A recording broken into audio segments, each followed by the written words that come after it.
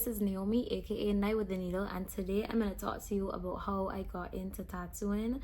This is a long-awaited video. I was supposed to make this weeks ago, but I decided that I was just going to make one little video, have it all here for people to be able to access the information, and yeah.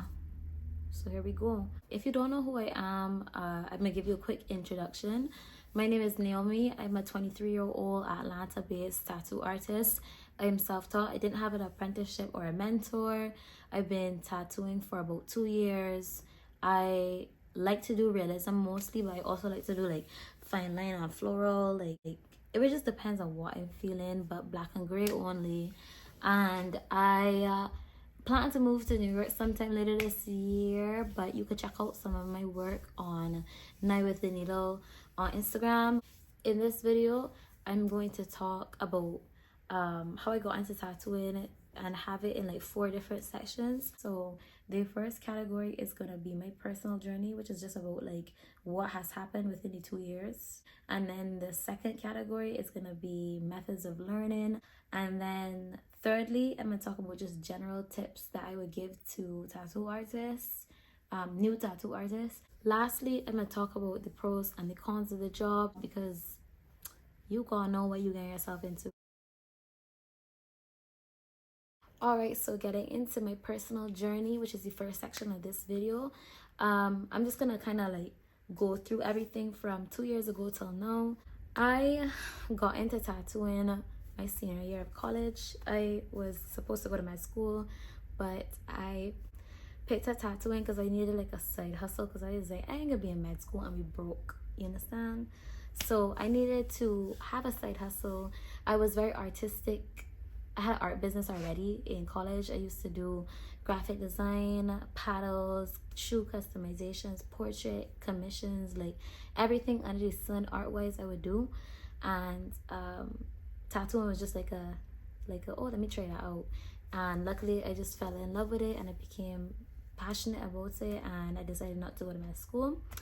Starting out, I had bought my very first machine, which was a Cheyenne Hot Spirit. It was a little orange one, and I bought the motor, the grip sleeve, and the power supply. I also bought like 3 boxes of Cheyenne needles and a little bit of ink, and that all totaled to be about $721 US. That was back in 2020. Today I think it averages around 900 USD due to inflation. I bought that, but I didn't get to tattoo anyone for the first few months because I was so busy with school and everything. And you're probably wondering why I bought a very expensive machine up front. Well, the reason behind, because you could definitely get a $200-$100 Amazon machine.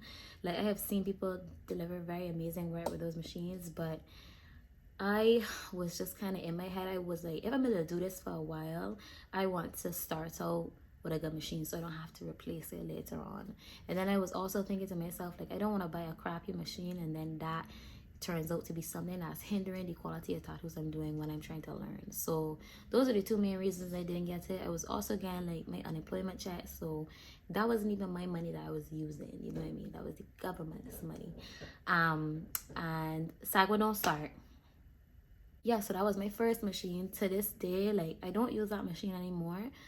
That machine was like a 4.5 millimeter stroke, so it's very good for line work, and I started out doing line work, so that's why.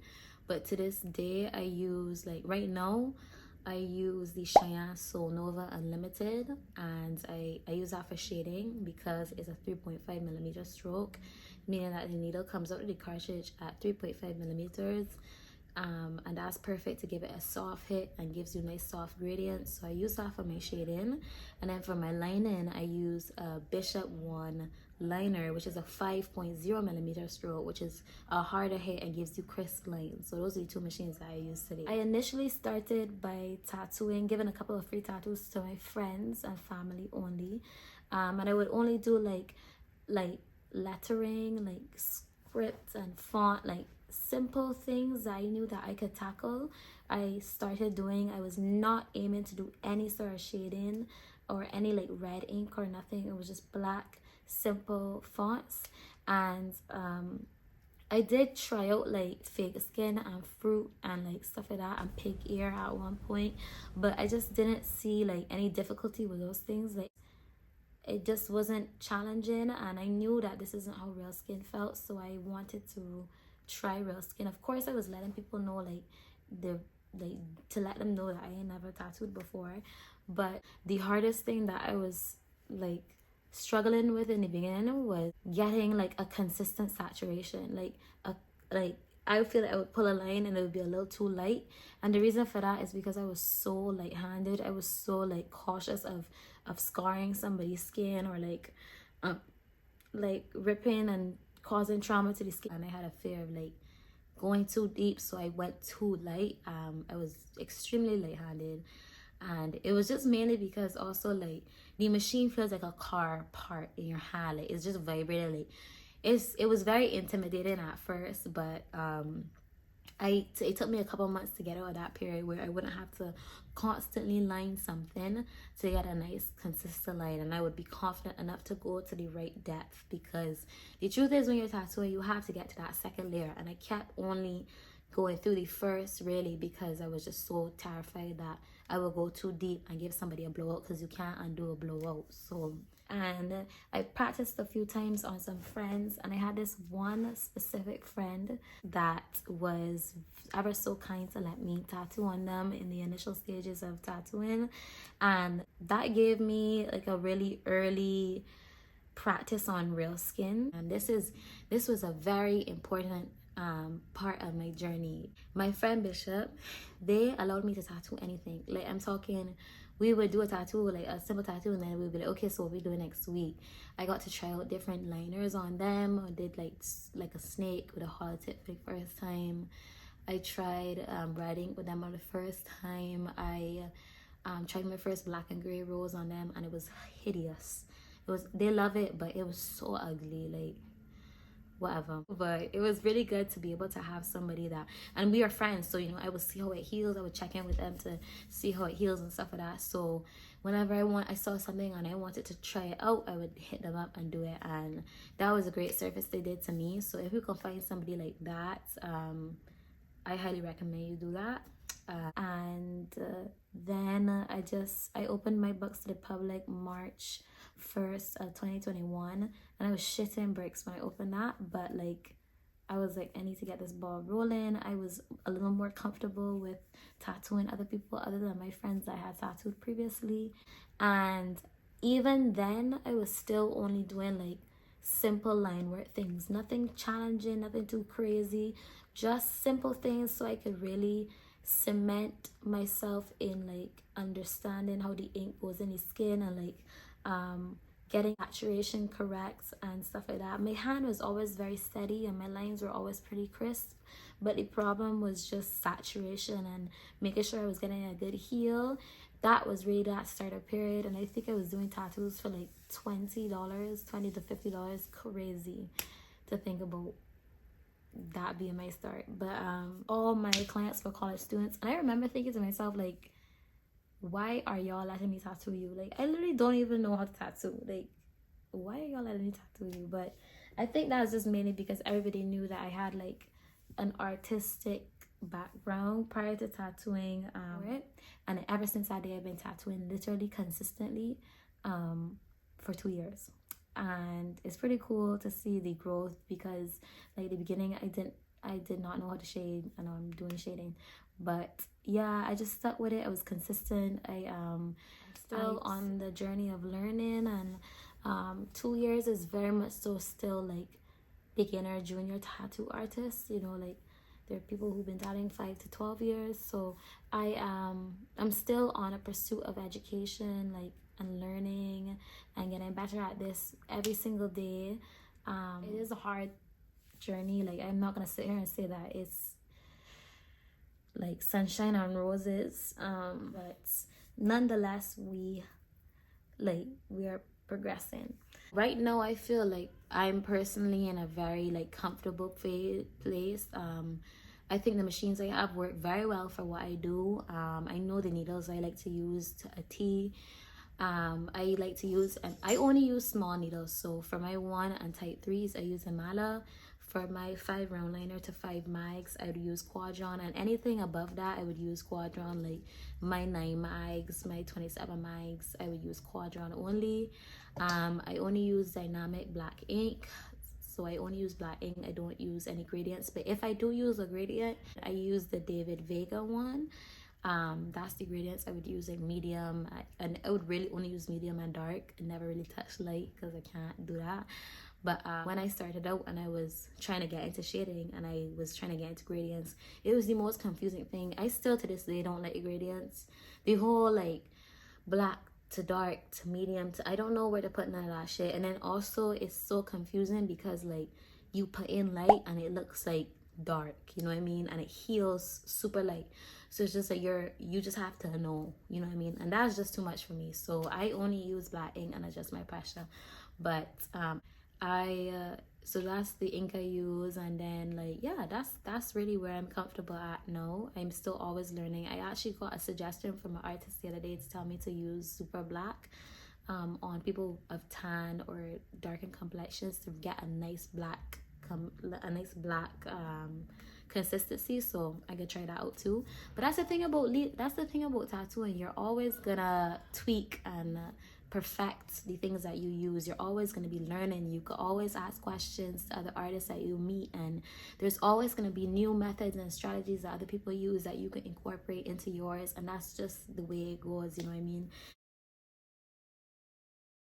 Okay, so getting into the methods of learning, I'd say there are 3 methods of learning that I used. The first one being the most used one, which was YouTube. I am unfortunately, yes, a YouTube university tattoo artist. And then you could also do seminars. And you have the in-person seminars and the online seminars. And those are the 3. The YouTube was the one that I had used in the beginning, the initial period that I was learning to tattoo. That's like when I was looking up like needle depth, bog, like what's the stroke length, you know, I was everything, needle types, needle brands, how to tattoo like softer areas and stretch, and all those things are what I was looking up on YouTube because I knew absolutely nothing. And before you judge me about not having an apprenticeship, I did try to find apprenticeships in my town, but they didn't have any positions, and I am not somebody to wait, you know what I mean? Like I was like, okay, well, I guess I gotta do this on my own. There were a couple of channels on YouTube that I used to always be on, and I'm going to try and put them up here too. I'm gonna look back and like find the specific channels, but yeah, that was I'm a YouTube university taught person. You actually find me in some of those comments under their videos saying like, hey, you know, like I do this and I do this and I slowed it down to this voltage, but yeah, I'm still blah blah blah blah blah. You know, that's really a big thing about learning, is asking professionals questions. Ask your tattoo artist if you can watch them one day. Ask them if they could come and watch you. Hopefully you can go by them and tattoo somebody, and they can help you with, if you don't have an apprenticeship or mentor, you should do these things. Also, like, reach out to other artists that you admire on Instagram. Ask them what needles they use, what machines they use. Hey, do you only use black ink or do you use a gradient? Another way that I was learning is I went to an in-person seminar. Now, this was about a year into my tattooing, so the basics and the health stuff and like the things that you were talking like that, I had already knew, but it was really interesting to be able to watch tattoo artists tattoo in person, considering I've been teaching myself that whole year. So that was a great way for me to immerse myself into the community and make connects and watch them. And it was also particularly cool because it was 2 artists that had the live in-person seminar, and 2 of them shaded in very different ways. And this was around the time that I was trying to like master shading. So one of them did like a 3 a pointillism type of dotted type of shading, and the other one did like a more smooth gradient shading with mics. So I got to see how they both tattooed in those ways and ask questions, and that was really informational on that part. they also use like one use a coil and one use a rotary, so that was also very interesting. Let's talk about the online seminar, because I've only did one online seminar and it was the best seminar ever in my life. I still have it today and I still need to like watch the other sections of it, but it is the 10 Masters course by Corey Lopez. Chef's kiss. That is the one that I think everybody should get if you want to do realism. It's just fantastic. The way Corey like talks about attitude towards tattooing and stuff like that, I really appreciate, because I could resonate with that, and having good taste in art and knowing what's a good tattoo or not. Very, very informative. But the most important and the coolest thing I think about the Time Masters course is the fact that they like break it down into sections. So like there's like a section for tattooing realistic animals, like animal fur, and then tattooing portraits, and tattooing like black and gray objects, you know what I mean? So he kind of sections it out, and you can watch it in any order, and you know, like just go from there. So the first time I tried a tiger, I made sure to watch that course, and I made sure to write notes down from the course, and move very slowly when I was tattooing to make sure I applied all the knowledge that I learned from the online course into person, and the result was pretty good. You know, I really enjoyed how it came out. Another good method to practice is using the ballpoint cartridges. So instead of a needle, it's actually a ballpoint pen, as you can see here.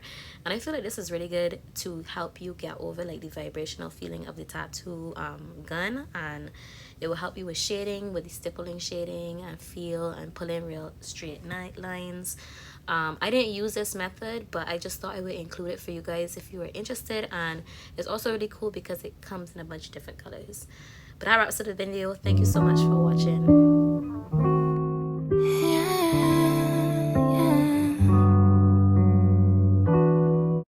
Learning your hygiene. I need a break. I just think that like I'm so tired of doing this. I'm so tired. I've literally said the same sentence 5 times.